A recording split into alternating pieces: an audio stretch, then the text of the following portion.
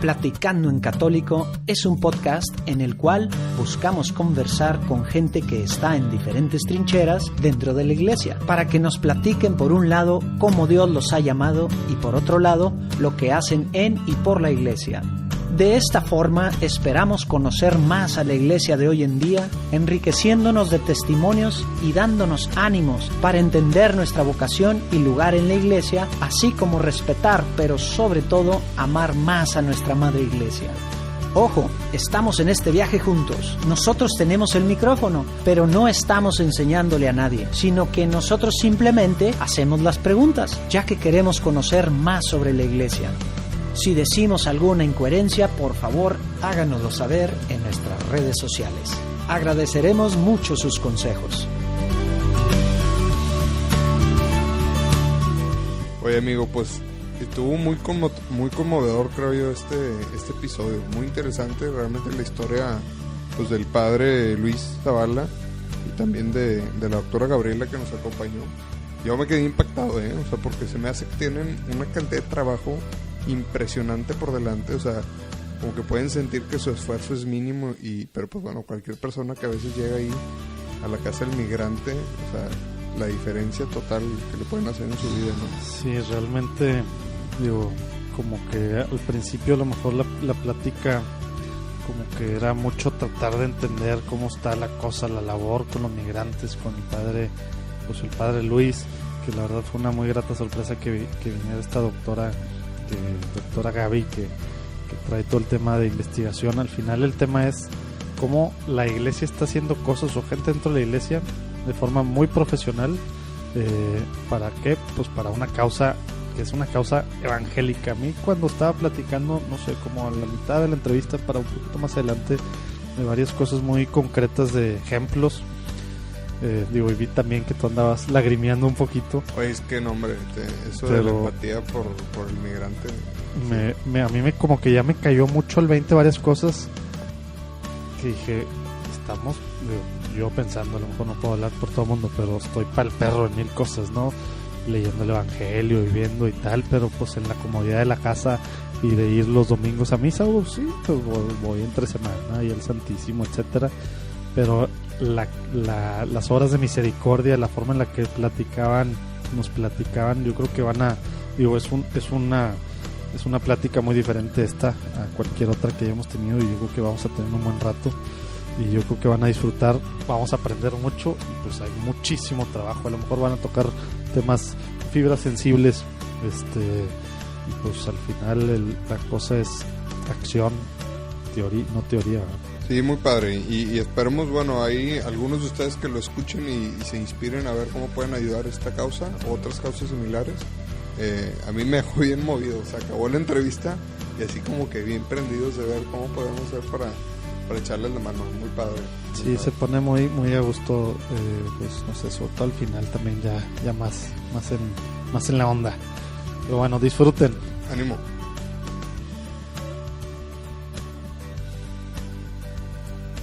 ¿Cómo están, hermanos? Pues gracias por acompañarnos. Estamos aquí felices de iniciar este nuevo programa. Como ya saben, pues estamos aquí platicando con el padre Luis Zavala, la doctora Gabriela Zamora. Temas muy interesantes, principalmente alrededor del eje migratorio. Y aparte con la casualidad de que hoy, esto se va a publicar después, pero hoy es el Día Internacional del Migrante, ¿verdad? Así es. Ahorita nos platican un poquito más del porqué de la fecha, de dónde salió. Muy bien, pero pues hay que prepararnos para arrancar una oracioncita. ¿Nos ayudas, Urquidi? El Padre, el Hijo y el Espíritu Santo. Amén. Señor Jesús, te pedimos que estés con nosotros esta noche, en este momento, Señor. Te pedimos que seas tú el que hable a través de nosotros, que podamos estar abiertos a escuchar todas estas verdades que vamos a escuchar hoy, que abramos nuestro corazón, que abramos nuestra mente para poder hacer vida el Evangelio hoy en día. Amén. Acompáñanos, Padre. Amén. Muy bien. Oye, pues quiero comentarles, público conocedor, que la platiquita antes de empezar a grabar se puso muy buena. Entonces tuvimos que interrumpir abruptamente para... Deberíamos de tener una camarita aquí para hacer los especie de bloopers para que salgan después. Sí. Porque nos ha pasado en alguno que otro, ¿verdad? Pero bueno, pues a ver, entremos en materia. Te cedo, Urquidi. Oye, a ver, pues para empezar, la primera vez que vamos a estar, bueno, que estamos con dos entrevistados, si quieren presentarse para empezar de una forma muy rápida. Ahorita vamos a entrar un poco más al detalle, pero si quieren presentarse un poquito, nada más tema básico, cada quien. Soy el padre Luis Eduardo Zavala, director fundador de Casa Monarca, Ayuda Humanitaria al Migrante. Yo soy Gabriela Zamora, colaboro en Casa Monarca, Ayuda Humanitaria al Migrante. Estoy a cargo del área de educación y de investigación en Casa Monarca y también colaboro en un centro de investigación, el Colegio de la Frontera Norte. Estoy a cargo de la especialidad en migración internacional. Muy bien, ahorita nos platicas un poquito más qué quiere decir todo lo que dijiste en la realidad. Muy bien. Que ahorita... Una duda rápida. Esto es, digamos, tu tiempo completo. ¿Estás entregada a tiempo completo a estas cosas que acabas de comentar? 100%. Sí, a padre. Casa Monarca, la verdad es que es un trabajo que no es un trabajo, es un placer hacerlo y es de tiempo completo. Creo que sobre todo trabajar para otras personas, como todos lo hacemos, pues amerita estar de 100, ¿no? No solo es en el tiempo, sino también en la mente y en el corazón. Sí, iba a decir, es tu day job, pero yo creo que debe ser día, noche, fines de semana, etcétera, etcétera. Pero no se siente, es un placer, la verdad. No, pues es que cuando disfrutas tu trabajo, pues toma otra dimensión. No, y cuando tiene más trascendencia, ¿no? Pero bueno, ahorita Claro. ahorita nos platicarán. A ver, padre, platícanos para empezar un poquito de ti. Ahorita pues traemos muy en boga, digamos, el tema de los migrantes, aunque no es un tema de ahorita. Tú tienes una especie de carrera, para empezar eres sacerdote diocesano, ¿correcto? Así es. ¿Hace cuánto te ordenaste? 27 años. 27 años. Y luego, ¿tú dabas clases antes de ordenarte? ¿Cómo estuvo eso? Platícanos un poquito cómo estuvo tu camino La por el mundo docencia... académico y luego derechos humanos, inmigrantes, y platícanos un poquito ahí tu caminar. Claro que sí. La docencia fue siempre una expresión del ministerio como Jesús Maestro, Ujú. que siempre es parte de tu vocación. Pero el proceso pues lleva años. Me gustó estudiar, me enviaron a prepararme, estuve estudiando una maestría, un doctorado. En Roma. En Roma, así es. Migré del tema diplomático en la Santa Sede porque buscaba en una etapa de mi vida ser embajador del Papa. En ese momento... O sea, estabas estudiando para ese camino. ¿haz de cuenta? Exactamente. Y después me di cuenta que no era lo mío, regreso y me incorporo al área académica, me envían a San Juan Bosco. Ahí en San Juan Bosco llego ya con terminado mis estudios de O sea, maestría. fue tu primer parroquia ya regresado. Ya regresando de estudiar, y ahí fue como me invitan a ser profesor en el Tecnológico de Monterrey. Que dijeron, está aquí al lado. Exactamente. Primero en la Y viene pastoral- muy estudiado aparte. Primero en la pastoral universitaria y después ya en la docencia. Entonces, lo que había comenzado como maestro en la preparatoria del TEC en los años 80, después ya en el año 2000, se volvió parte de mi labor, la de ser académico e investigador, en lo que precisamente el TEC abre una escuela de medición pública y política pública. Te tocó esa transición. Hoy escuela de gobierno y transformación pública. Y empezamos a colaborar precisamente en el área de derechos humanos, porque venía yo también con esa especialidad en el tema de derechos humanos, y migrar del área diplomática y de resolución de conflictos al área de derechos humanos fue un paso natural, pero que sí tiene un elemento importante del discernimiento espiritual, porque de alguna manera pues es como base fundamental y cumpliendo la voluntad de Dios. Al fin y al cabo, dirá San Ignacio Loyola que lo importante es ese discernimiento que te lleve a cumplir la voluntad de Dios. Entonces, en esa búsqueda que todos hacemos y en ese discernimiento, ¿cómo llegó al tema migratorio? Pues muchos años el tema de derechos humanos. Después me invitan a ser profesor en la Universidad de Yale, en New Haven, Connecticut, en un programa que tenía el TEC de intercambio. Me quedo como profesor me invitan a quedarme ahí durante 2 años y viene un discernimiento si quedarme como capellán en la universidad y al mismo tiempo como profesor o regresar a Monterrey en una etapa crítica de una crisis de derechos humanos que... ¿Qué año fue esto? 2000, cuando yo regreso aquí a Monterrey, 2013. Okay. Entonces, de 2010 al 2012 estuve en Yale ya como profesor visitante y capellán en la universidad. En ese momento me digo, bueno, en un proceso de entrenamiento o me quedo aquí para ser capellán y profesor o regreso a México para colaborar en algo, pues a la justicia en el país, ¿no? Aplicar las cosas, dices. De alguna manera, de la teoría, de una comodidad de universidad, de un centro de investigación, de un debate con alumnos y de mucha experiencia académica y de investigación, muy rica, es una universidad ranking global. Gracias a esta experiencia viene ese discernimiento, regresar entonces a Monterrey. El señor arzobispo me pide que si quiero seguir en la parte académica puedan ubicarme en una parroquia y es cuando me envía a Santa Catarina. Oye, pero a ver, me aguanté varias veces de interrumpirte, padre.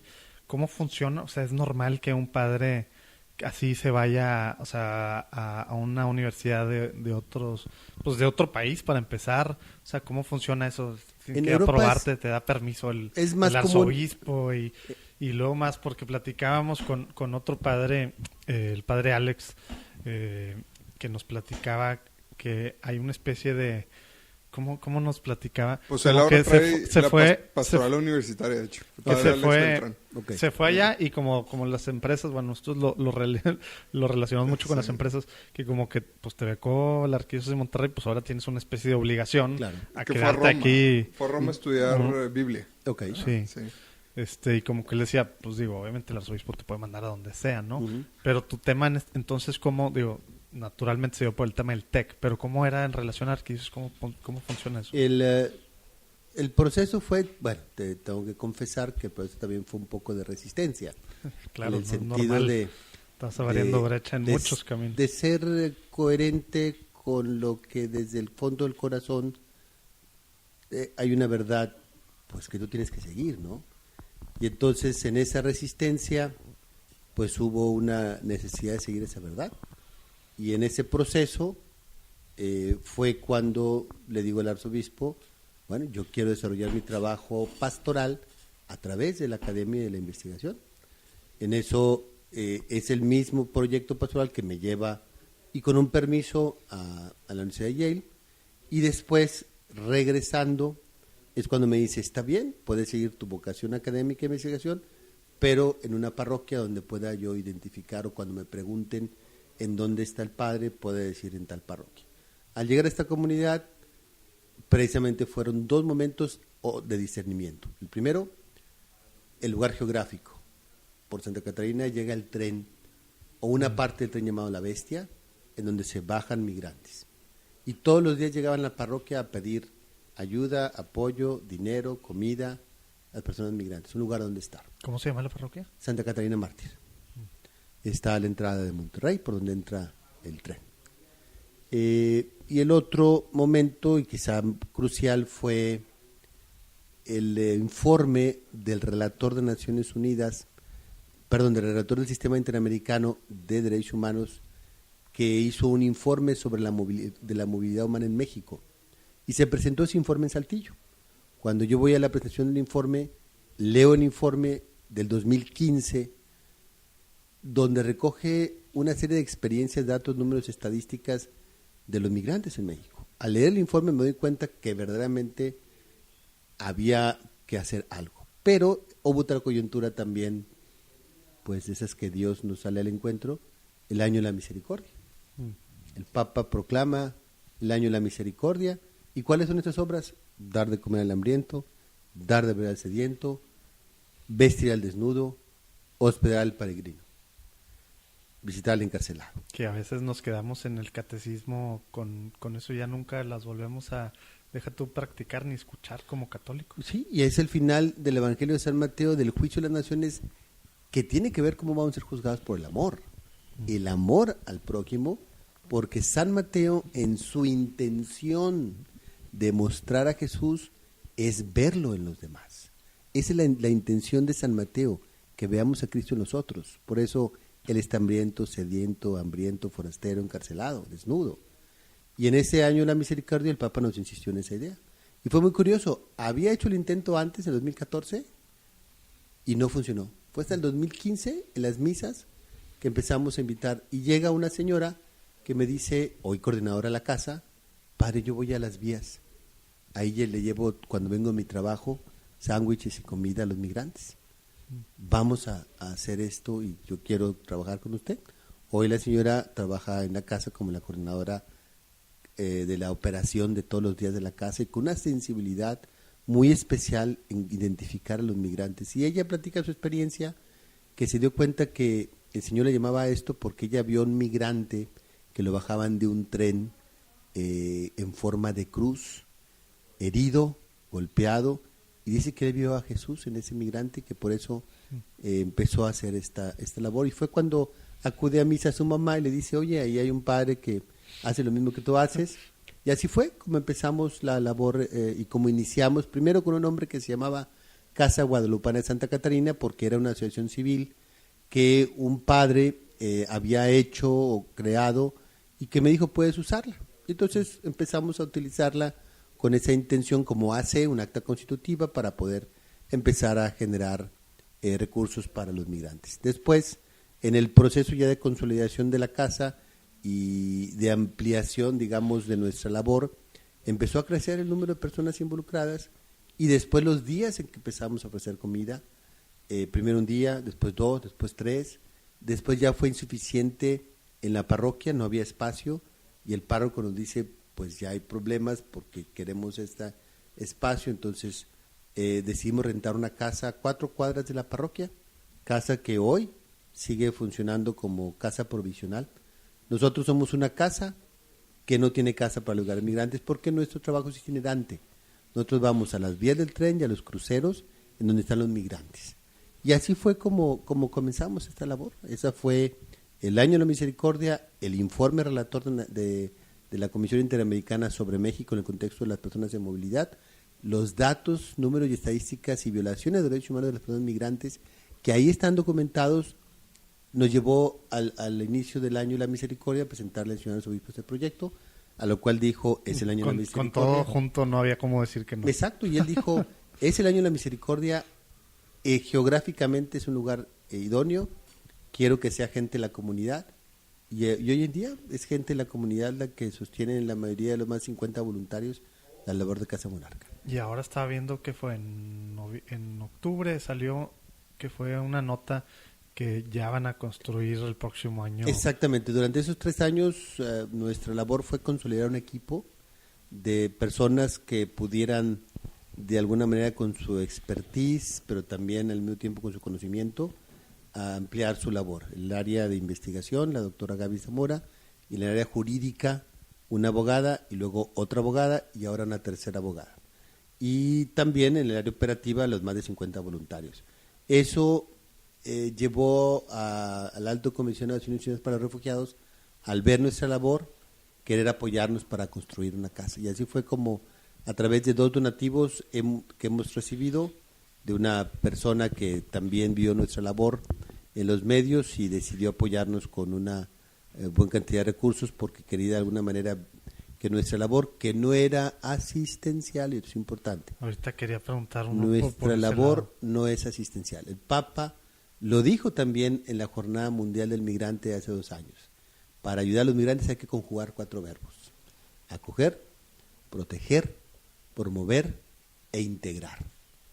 Todo ese proceso es cuando nosotros asumimos esa propuesta del Papa como nuestra misión. Y hoy en día somos una organización que acoge, protege, promueve e integra a las personas migrantes y defiende sus derechos humanos. Esa es la misión de Casa Monarca y Humanidad del Migrante.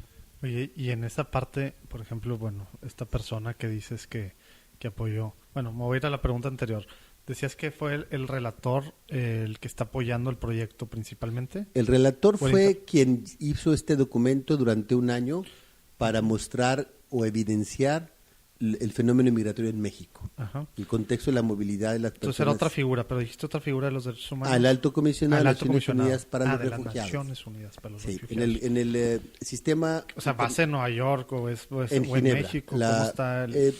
La Oficina del Alto Comisionado de Naciones Unidas para los Refugiados es una oficina que surge con un mandato que dan los gobiernos para atender el fenómeno de los refugiados en el mundo. Después del sistema de protección legal de derechos humanos a nivel internacional, se crea otro sistema de protección exclusivamente para refugiados basado en la Convención Internacional para la Protección de las Personas Refugiadas de 1958. Mediante esa convención, en donde los países después de la posguerra decidieron pues formar o crear esta organización con la única intención de ayudar a los refugiados desplazados por los conflictos, las guerras y la violencia. Así fue como surge el ACNUR o la ACNUR.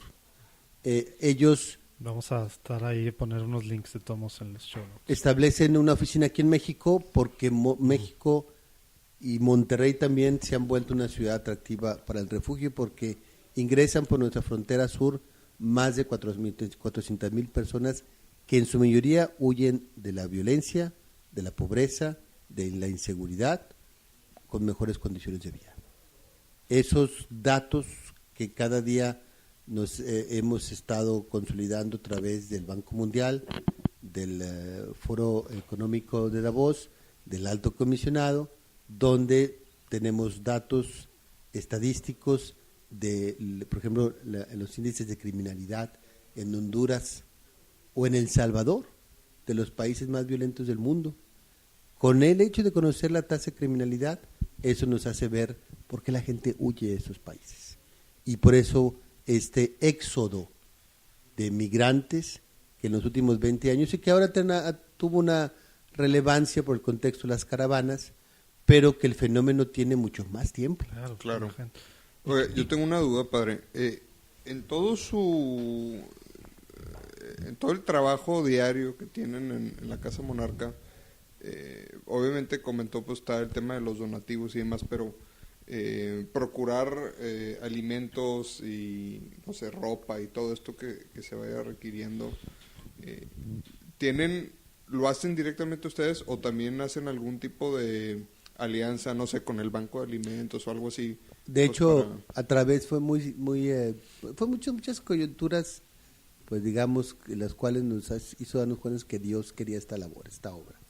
Llegan unos chicos a hacer un trabajo para ayudar a la casa y se dan cuenta que nosotros no tenemos relación con Cáritas, ellos nos hablan de un convenio con el Banco de Alimentos y nos empezamos a dar cerca de 10,000 pesos mensuales de alimentos gracias al Banco de Alimentos de Cáritas.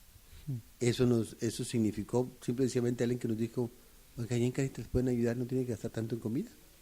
Y así fue, fue cuando nos hemos dado cuenta cómo Dios ha ido interviniendo de muy distintas maneras para ayudar a sus hijos e hijas migrantes. Eso a todos en la casa no nos deja de sorprender cómo Dios, y especialmente en estos momentos, al ver la situación de tanta vulnerabilidad de hermanos y hermanas nuestras, va poniendo las personas, esta señora que nos dio un donativo grande, más la ACNUR que vio nuestra labor y nos reconoció también con otro donativo que nos va a permitir comenzar la casa y con ello tener un presupuesto que es del 60% para poder comenzar la labor. El resto del presupuesto, ¿cuál es el plan de procuración?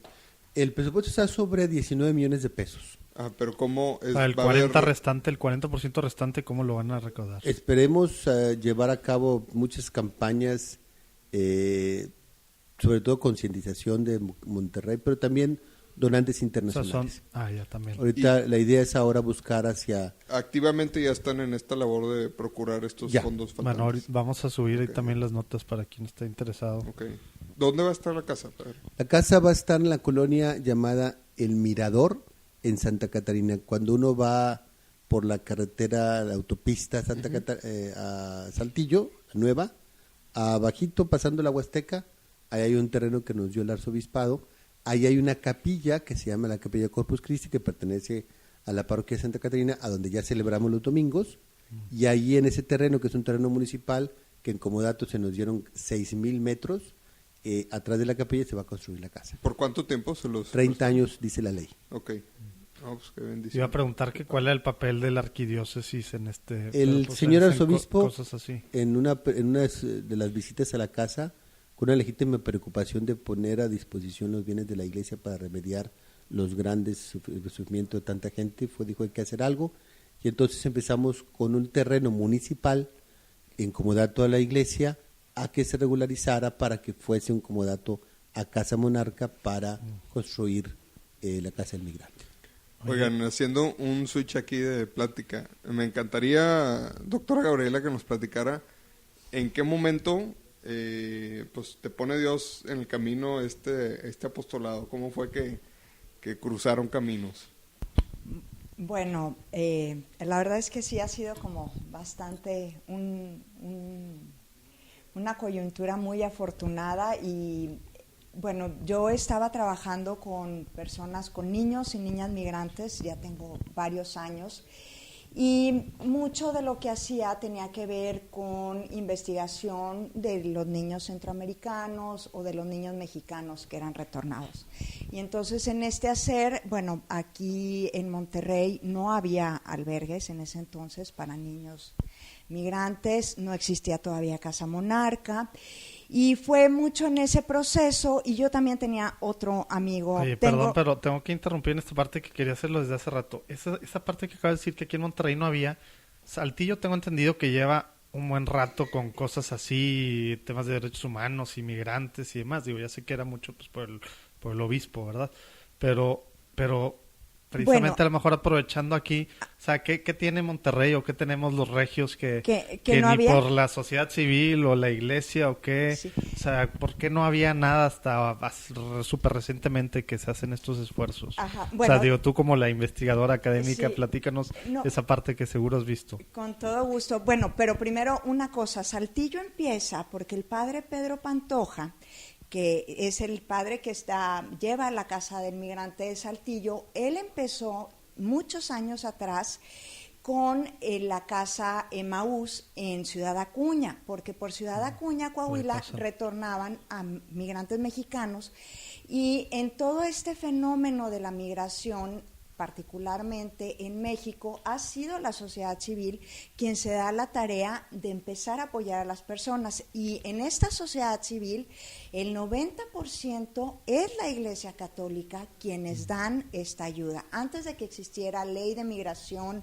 antes de que existiera cualquier albergue, fue un albergue en Tijuana de los escalabrinianos el primero que empezó a retomar, y después de estos han sido diferentes. ¿Más o menos de qué año estamos hablando? Estamos hablando del 90, más o menos, cuando empiezan, y que también fueron durante los 90, sobre todo en el 98, 99, los índices de retornos de personas mexicanas empezó a subir mucho. Eran muchísimos, eran más de 1.200.000 retornados por año. Entonces, ahorita que andamos con una cifra de más o menos de 180.000, pues digo, es alto, no es tanto el número, porque en todo el tiempo estamos hablando de personas, y eso es algo que no debemos de olvidar, pero lo que sí ha cambiado más que estas cantidades son las condiciones, cómo se hacen las cosas, y también las condiciones en cómo se llevan a cabo las migraciones. México es un país de origen, destino, tránsito y retorno de personas migrantes, pero lo que estamos viendo es que cada vez las migraciones, por una parte, lo que lleva a las personas a migrar, a tener que tomar esta decisión, que son 3 factores fundamentalmente, que tiene uno, como mencionaba el padre, pues los altos índices de violencia, y por violencia estamos hablando de violencia social, violencia familiar, ese es uno. El otro tiene que ver con la pobreza. Las personas no se quieren ir, pero cuando no hay trabajo, cuando no hay qué comer, pues es una razón fundamental. Y la tercera tiene que ver con los deseos de reunificación familiar. Esas son las 3 causas. Y volviendo a tu pregunta de por qué Monterrey, si bien siempre ha sido una ciudad de migrantes, siempre han venido de todas las empresas o estudiar, etcétera, nunca había sido considerada como una ciudad de migrantes, y estamos hablando de estas otras personas migrantes que han tenido que salir y que sus condiciones migratorias o de ingreso al país son de manera irregular. Entonces Monterrey no había sido percibida por eso. Otra de las razones tiene que ver con las rutas migratorias. En México hay 3 grandes rutas: la del Pacífico, que va, digamos, de Centroamérica y llega hasta Tijuana o Mexicali. La segunda ruta es la ruta del centro, igual tomemos de referencia la frontera de México en Chiapas con Guatemala, y va por el centro del país, imagínense Ciudad de México, y el fin es Ciudad Juárez. Y la tercera ruta, que es la más utilizada por las personas de Centroamérica, específicamente por las personas de Honduras y después de Guatemala, es la ruta del Golfo. La ruta del Golfo empieza igual en Chiapas, Tabasco, Veracruz, Tamaulipas. Pero después de este lamentable evento el de San Fernando, Tamaulipas, que todos conocemos. ¿Cuántos años son ya? ¿Ya serán 8, como 10? 8 años. El 23 de agosto del 2010, perdón. 2010. Eso empezó a ajustar, digamos, el patrón de por dónde, o los caminos. Ahí fue donde se evidenció las cosas que viven las personas migrantes en nuestro país. Hay que platicar rapidito el contexto para el contexto sobre este evento. De lo que pasó en San Fernando, Tamaulipas, es que la delincuencia organizada tomó un camión donde iban migrantes, y las personas migrantes no quisieron ser parte de la delincuencia organizada, los forzaban, que es lo que les pasa a los migrantes. ¿Y qué fue lo que resultó? Los mataron a 72 personas, 2 sobrevivieron, y gracias a que estas 2 personas sobrevivieron, una de ellas pues dio, por gracias a Dios, con los militares, y pudo evidenciar, y es donde se dieron cuenta o más bien donde nos dimos cuenta de lo que vivían las personas migrantes. Después, y no más por ellos 2, porque hay muchos enterrados. Hay muchísimos, ¿verdad? Y después de este lamentable evento es donde México empieza con una ley de migración y empieza a tomar un rol mucho más activo. A partir de ahí que fue mira. Sí, la ley de migración se hace en 2011 y empieza en 2012. O sea, súper nuevo. Sí, entonces, y bueno, aquí en Monterrey ya pasaban personas migrantes, ya existía Casa Nicolás, pero inclusive la sociedad regiomontana no los percibía. Ahora, después de ese evento cambian las rutas migratorias y muchas personas empiezan a transitar por Monterrey, pero todo este proceso también va cambiando, no todas las personas migrantes quieren llegar a Estados Unidos. Lo que en realidad busca una persona migrante es lo que todos nosotros buscamos, tener una vida digna. Es lo que ellos buscan. Entonces, y cuando hablamos de migrantes, aquí en particular, sé que pues en Estados Unidos migrantes pues piensan en general mexicanos, pero aquí de quien estamos hablando no son de otros mexicanos del centro y del sur. ¿Sí? Estamos hablando del grueso, ¿es Centroamérica? No. ¿Cómo está esa división, más o menos? Increíblemente, lo que tenemos aquí particularmente en Nuevo León es... Primero, gran cantidad de las personas migrantes son migrantes internos, que vienen de otros estados y se quedan aquí. Después de este grupo tenemos otro grupo importante, que son los mexicanos que han sido retornados, los retornan por diferentes fronteras. La política de Estados Unidos los van a retornar por la frontera más alejada de donde los encontraron. Es decir, si te encontraron en San Diego, lo más seguro es que te retornen por Nuevo Laredo, para que no tengas redes y no vuelvas a cruzar. Y el tercer grupo de personas migrantes, contrario a lo que pensamos, son las personas de Centroamérica. Y de ellos, quienes más tenemos son personas de Honduras. Pero lamentablemente nuestros imaginarios, ya hace rato que lo comentaban, y bueno, creo que el padre puede comentar mucho sobre ello, existe...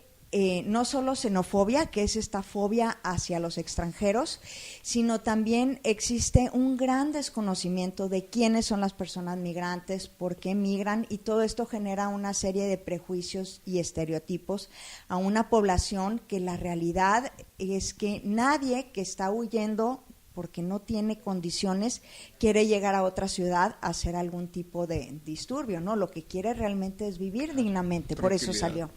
Oye, qué bueno que diste la pregunta para donde iba, es precisamente son temas medio sensibles, padre, pero platícanos,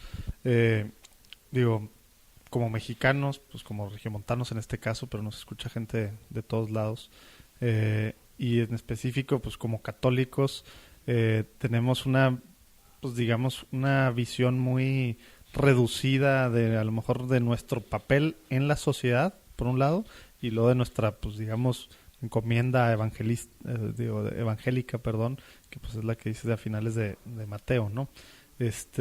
¿Cómo, ya sé que somos en general, pues estamos llenos de incongruencias, etcétera, pero a ver, digamos como abogado, aviéntate el caso así muy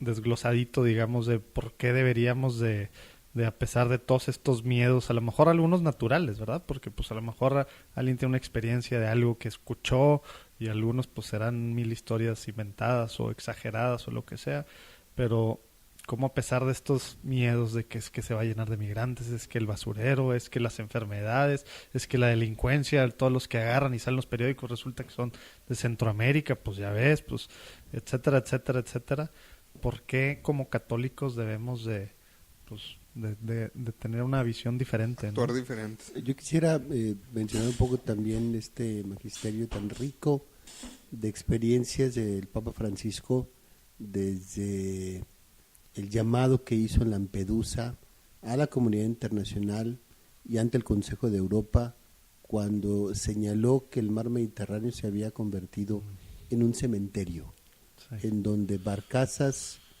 con muchos traficantes aprovechando pues la pobreza, la ignorancia, empezaron a hundirse por el sobrepeso y a morir 800, 900 personas que se hundían, y pues el Papa empezaba a denunciar ese sufrimiento y éxodo de tantos que huían de Libia particularmente y del norte de África para buscar mejores condiciones en Europa, y que provocó también en Europa una reconfiguración de sus valores.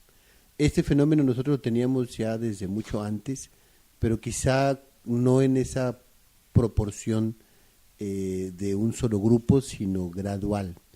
Y antes quisiera, además de esto, lo que el Papa dice en uno de sus discursos en torno al tema migratorio: se necesita una nueva inteligencia de la caridad para poder ayudar a las personas migrantes. A ver, suena muy bien, platícanos. Y en esa inteligencia de la caridad está precisamente, primero, pues, y por eso el Papa ha apoyado, y lo acaba de mencionar, y el domingo pasado estuvimos con él en la Plaza de San Pedro, y su primera referencia después de la meditación bíblica del domingo fue que alababa y reconocía a los más de 160 países que habían decidido y optado por una migración segura, una migración ordenada y una migración regular. Es decir, que esta inteligencia, la caridad, llevara una corresponsabilidad internacional de los estados a atender el fenómeno migratorio, simple y sencillamente viendo el fenómeno de la migración como un fenómeno positivo de contribución al desarrollo. Entonces, lo primero que tenemos que ver es que ha pasado toda la vida y va a seguir pasando, y ¿no? que definitivamente las migraciones han estado presentes en la historia de la humanidad. Para bien, ¿no? Para bien. Y tenemos una campaña en Casa Monarca de Aumentar el Migrante precisamente con esa intención de ver a los grandes migrantes. Freddie Mercury, refugiado. Y fíjate en lo que se convirtió. Un talentoso músico que fue un refugiado que buscó mejores condiciones de trabajo su papá en Inglaterra. Tenemos a Einstein, otro refugiado. Tenemos pues al propio Elie Wiesel, el Premio Nobel de la Paz, y que acuña una frase que es la que nosotros utilizamos: no human being is illegal, ningún ser humano es ilegal. Y aquí también es importante los eufemismos para no llamarlos jamás a los migrantes como ilegales, porque no existe la condición de ilegalidad de una persona, existe la condición de indocumentado o en situación irregular, y esto no los criminaliza. Tenemos también a Hannah Arendt, filósofa alemana, también refugiada. Soy fan. Frédéric Chopin, compositor, refugiado. Víctor Hugo, Los Miserables, francés. ¿Y dónde estuvo refugiado? Él se refugió huyendo del gobierno austrohúngaro para llegar a Francia y escribir la obra Los Miserables. También él fue refugiado. Luis Buñuel, aquí en México, claro, refugiado. Einstein, como les decía, y Madeleine Albright, que estuvo precisamente ahora en Marrakech, ella también exsecretaria de Estados Unidos, Checoslovaquia, de ese entonces, ahora República Checa, y Eslovaquia, todavía vivían unidas. Ella también fue refugiada. El propio Marc Chagall, pintor ruso, y tenemos a alguien muy conocido, Isabel Allende, escritora, también refugiada, chilena. Gloria Estefan, quizá la más conocida, también cantante, cubana, refugiada en Estados de Unidos. Cuba, pues hay muchos, ¿verdad? En Miami. Exactamente. Entonces, en esta plataforma de Yo Fui Refugiado, que comenzamos con una difusión, nos ayuda a ver cómo el fenómeno migratorio, a través de esta inteligencia y la caridad, nos lleva a entender que hay un potencial enorme de tantos hermanos y hermanas de esos migrantes que pueden llegar a contribuir mucho en un país.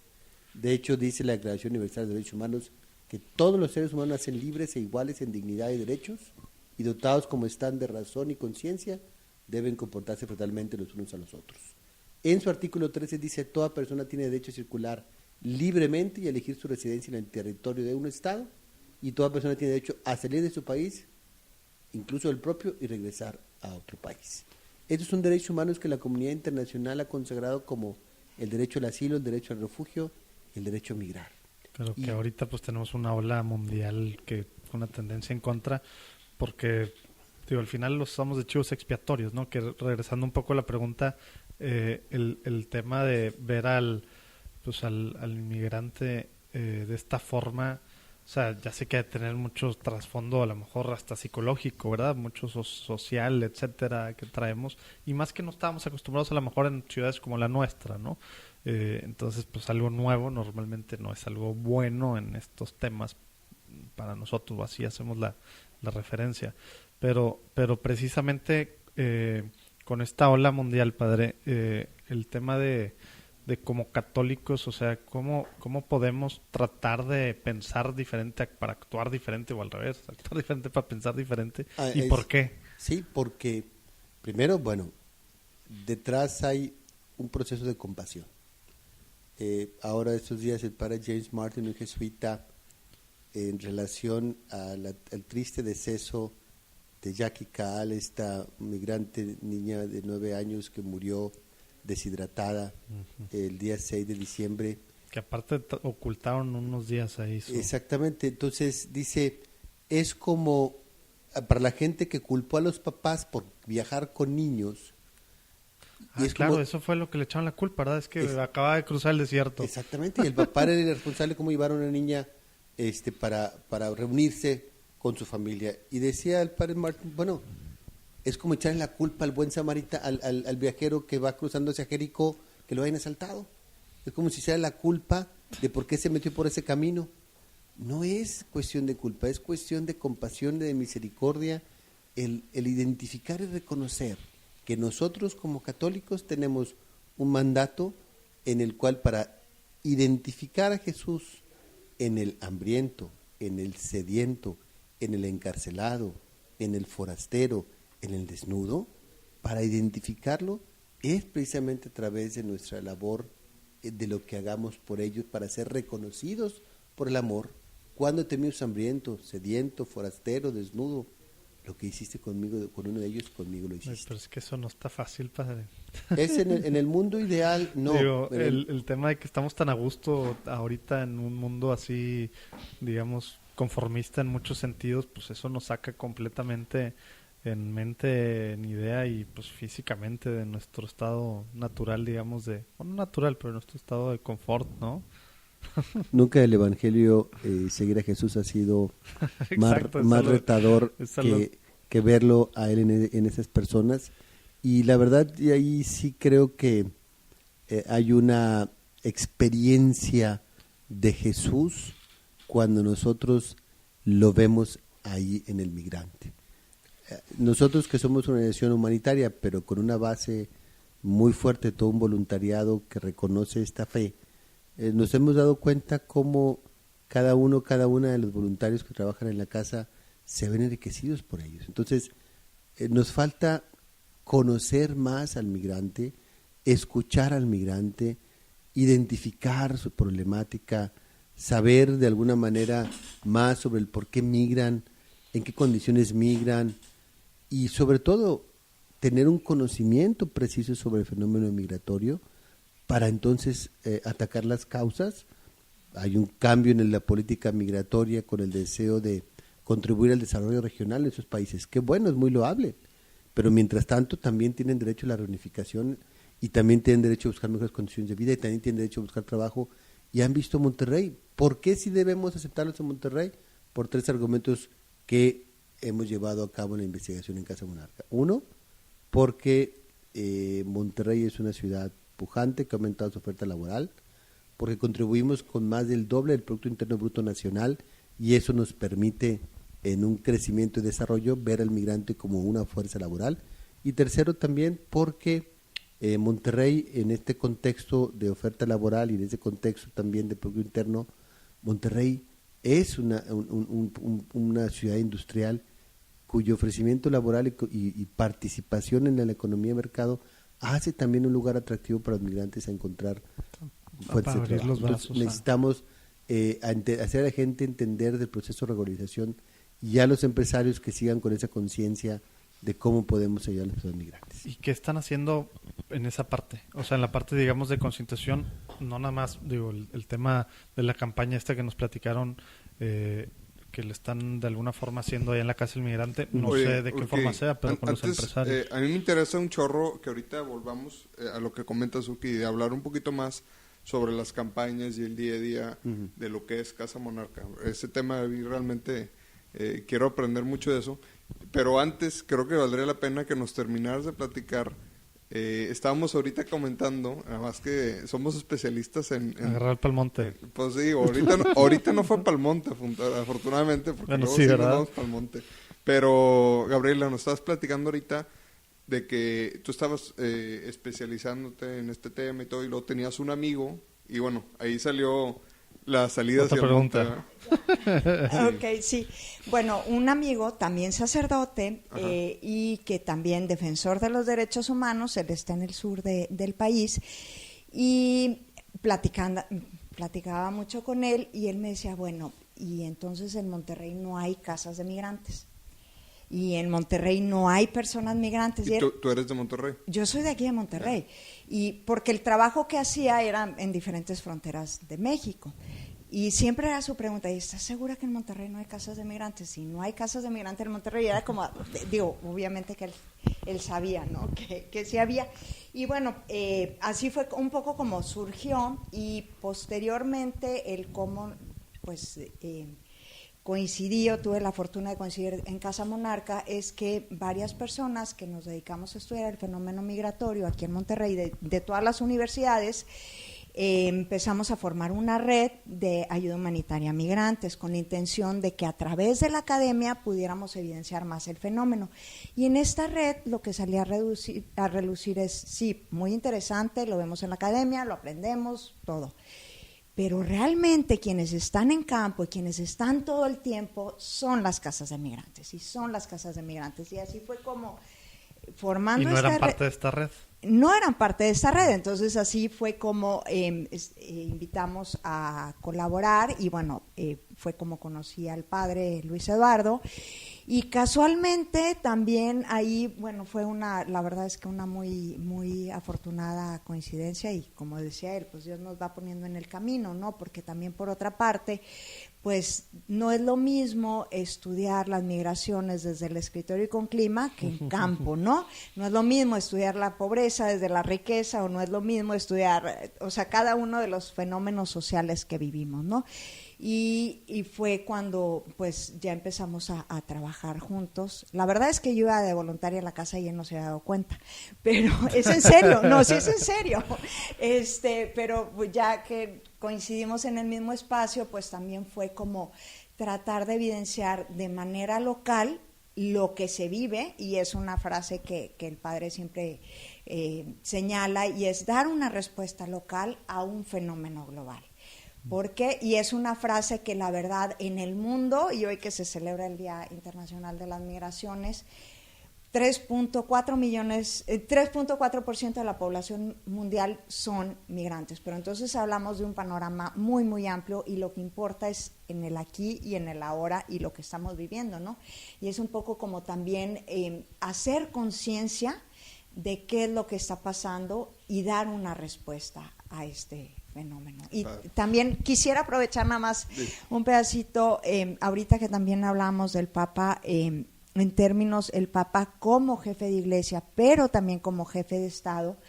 Un año después de que fue el año de la misericordia, empiezan a gestionarse los pactos globales para migrantes y refugiados. Y el Papa, como jefe de Iglesia y como jefe de Estado, él ha propuesto 20 puntos para las personas migrantes. Y en cada uno de estos 20 puntos que los ¿Que son como derechos, algo así? No, son 20 puntos, opciones. Ejes rectores.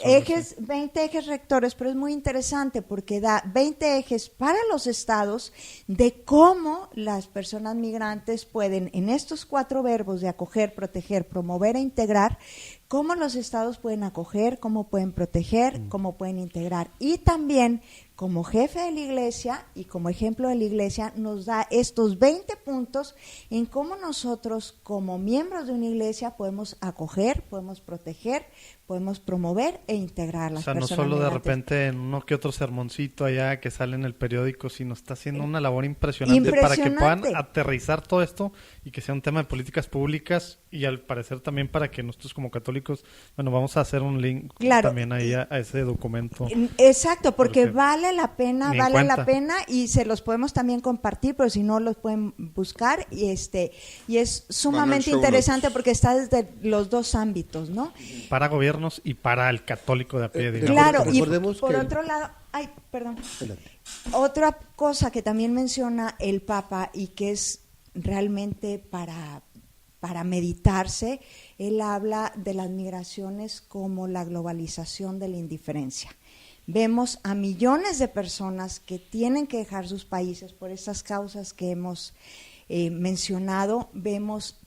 Sabemos de miles de personas que mueren en este intento y aún así somos indiferentes a la situación. Entonces es como en esta dar respuesta local a un fenómeno global, pues no podemos permitir seguir siendo indiferentes a algo que está pasando. Está muy fuerte esa frase de la globalización de la indiferencia. Y está en su encíclica, precisamente, Laudato Si habla sobre este fenómeno.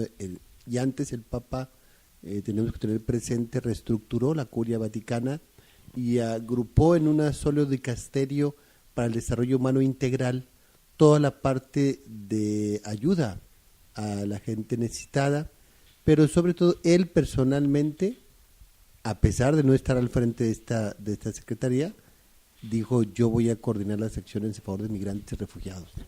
Y él le reporta, exactamente, él le reporta al cardenal, que es el jefe de este dicasterio, sobre las acciones que está llevando a cabo. Él le reporta, desde el punto de vista de la estructura de organización de la Iglesia, en su visibilidad, pues él asumió como parte de su labor la dirección de esta área para migrantes y refugiados, y por eso ha impulsado de parte civil, pero de parte católica, esta opción por ver a Cristo hambriento, sediento, forastero, desnudo, y por eso el Papa también lo ha reiterado: la migración es la causa del reino.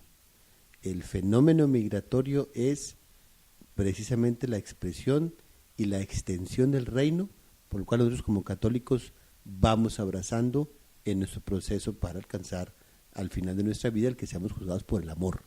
Por eso nos va a juzgar Jesús. Wow. Oye, pues tantas cosas que están pasando en la Iglesia, que está haciendo la Iglesia y nosotros ni en cuenta. Esto de los 20 ejes, o ¿cómo le llamaste? Sí, ¿verdad? Sí, son 20 ejes que maneja el Papa. ¿Fue de alguna forma, se tomó en cuenta para esto que acaban de firmar en Marruecos?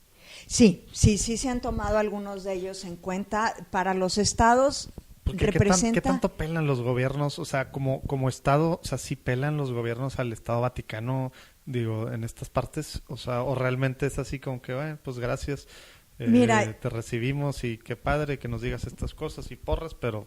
Mira, realmente cuando hay una figura que es congruente y una figura que realmente es escuchada y que es crítica, y también cuando una persona se convierte en una autoridad, pero en una autoridad en términos de su hacer, entonces es donde los estados realmente voltean a ver y hay un respeto. Y en este momento, en términos de las migraciones, podemos decir que hay dos grandes figuras en el mundo.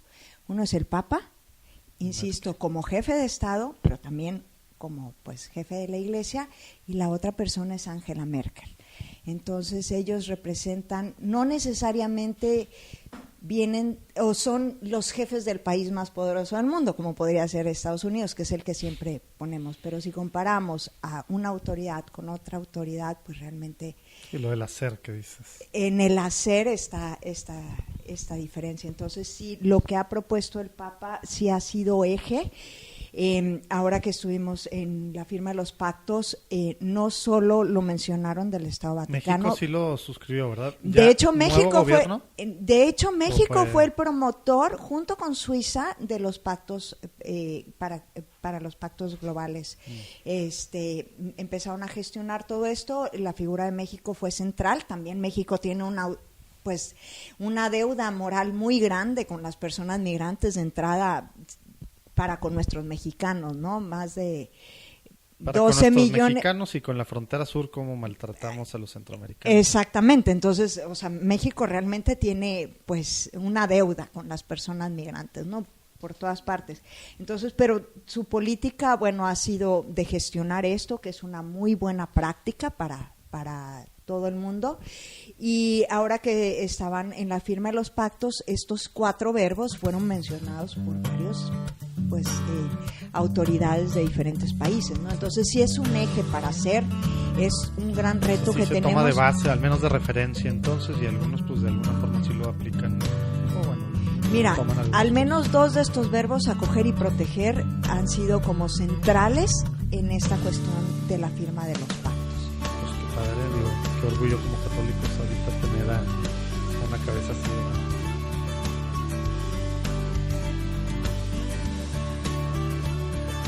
Wow, pues esperemos que estén aprendiendo tanto como nosotros. Nosotros estábamos disfrutando demasiado la plática antes de empezar a grabar, que dijimos se va para largo y no queremos cortar esto. Creemos que realmente como católicos necesitamos saber pues, todo esto que está haciendo la Iglesia, desde el Papa como cabeza nuestra hasta aquí a nivel local, la Arquidiócesis de Monterrey, gente que como el padre Luis Eduardo Zavala y la doctora Gaby, que están en su día a día pues viendo cómo hacer cosas en pro de los migrantes y refugiados, ¿no? El próximo jueves, por lo mismo, viene la segunda parte que se pone, digamos, un poquito más sentimental, más humana en muchas cosas, se pone muy padre. Ojalá que la escuchen. Queremos aprovechar para pedir una disculpa por temas de grabación. No fue la mejor calidad hoy. Sí, ya estuvo haciendo ruidos, había ruidos como que alrededor, tuvimos algunos issues con los micrófonos, entonces bueno, digo, obviamente el jueves sigue la misma calidad, pero esperemos mejorar para las próximas.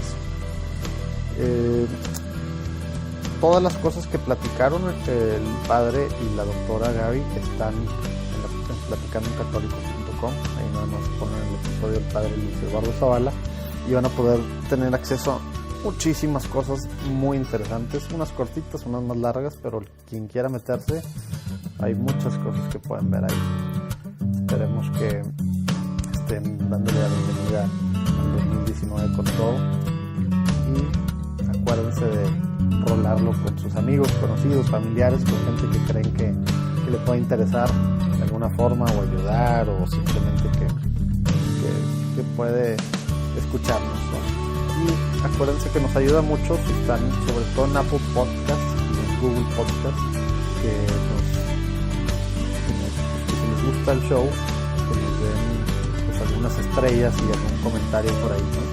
Y acuérdense en cualquier plataforma que escuchen, si nos dan seguir o suscribir, pues ya les aparece automáticamente cada vez que subamos uno nuevo y no tenemos que estarles molestando, mandándoles WhatsApp, Facebook, etcétera, cada vez ahí. Pero bueno, esperemos que les va muy bien, Dios los bendiga y nos vemos el próximo jueves.